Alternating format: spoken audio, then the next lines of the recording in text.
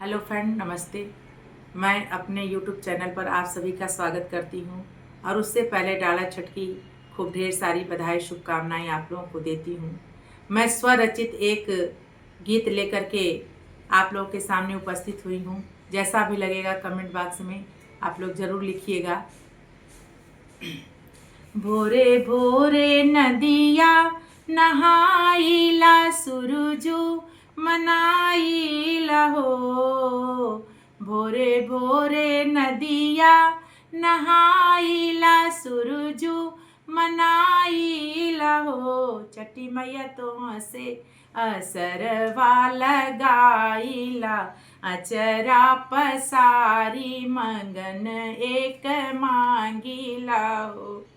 छठी मैया तोहरा से असरा लगाइला अचरा पसारी मंगन एक मांगी लहो। भोरे भोरे नदिया नहाइला सुरुजू मनाइला हो। छठी मैया तोहरा से असरा लगाई मंगन एक मांगी लहो। बरती जे अचरा पसारे ले रोई रोई पुकारे ली हो। बरती जे अचरा पसारे ली रोई रोई पुकारे ली हो। आदित्य मल देई देता गोदिया ललन माँ बजनी नौआ छूटी जाते हो। छठी मैया दई दे तू गोदिया ललन माँ बजनी नौआ छूटी जाते हो। भोरे भोरे नदिया नहाइला सुरुजू मनाइला हो। भोरे भोरे नदिया नहाइला सुरुजू मनाइला हो।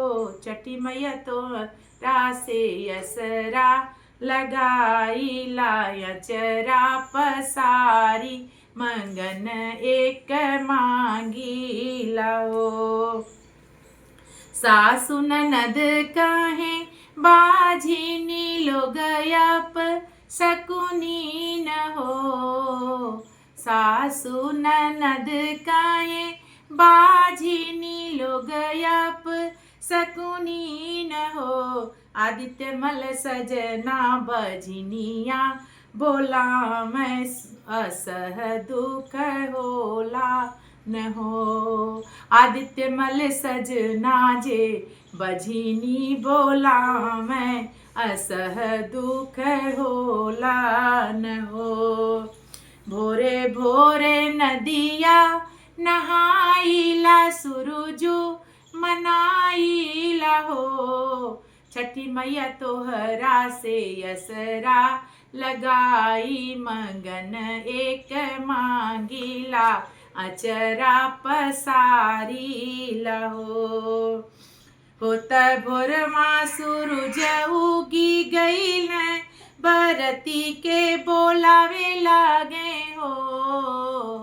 होत भोरमा सूरज मल आई गई न बरती के बोलावल हो।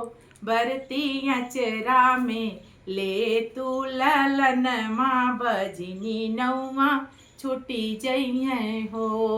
बरती अचरा में ले तू ललन माँ बजनी नौआ छुटी जइहे हो।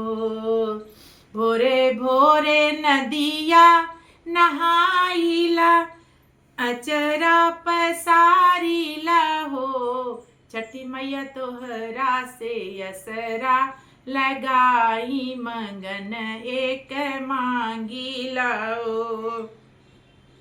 सासू तो ये बहू कही बोलई है ननद यादर करी है ननद यादर करी है हो।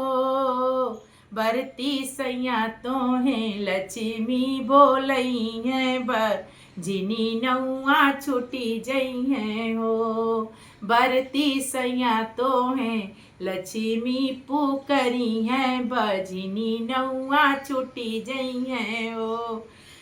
भोरे भोरे नदिया नहाइला, सूरजुमा नाइला हो। छठी मैया तोहरा से असरा लगाइला, अचरा पसारी मंगन एक माइला हो। छठी मैया तोहरा से असरा लगाई, मगन एक मांगीला हो। धन्यवाद दोस्तों, जैसा भी लगेगा कमेंट बॉक्स में आप लोग जरूर लिखिएगा।